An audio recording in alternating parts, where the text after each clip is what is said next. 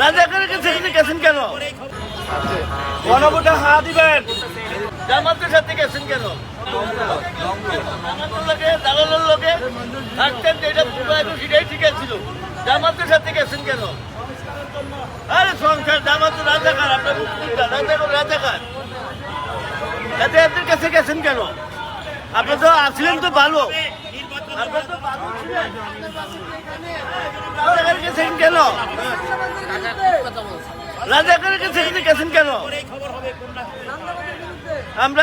আমরা তো এই দেশের তারা অনেক অত্যাচার করছে।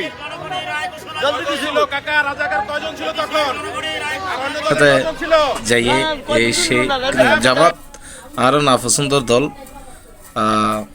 যেহেতু এনসিপি এনেক দল খুবই মানে আরাম মনে করতাম, যেহেতু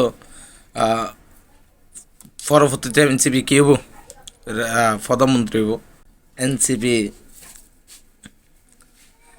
সবসময় প্রতিবাদের সাথে তাইব, কিন্তু জামাতের লগে যোগ দিনে বড় রকম ভুল করি।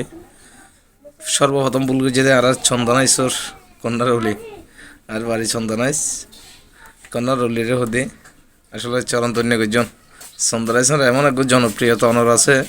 কন্যার হলি ভাই অনরায়ণ জনপ্রিয়তা আছে চন্দনাইছন বিজয়ে, যেহেতু অনযোগ্য কালা গাছ থেকে করা দিতেন আর কালা গাছের বুট দিতাম, কিন্তু এখন অজ্ঞ বুট অনরা পাইতেন না। চন্দনাইছর অজ্ঞ বুট ও না পাইতেন না, কারণ অনেক ভুল করছেন চরন্ত ভুল। ইহাদের নিজে ওনারা জমাতের নিজে রাজাকার ঘোষণা করছেন, আবার রাজাকারের সাথে যোগ দিয়েন। হ্যাঁ।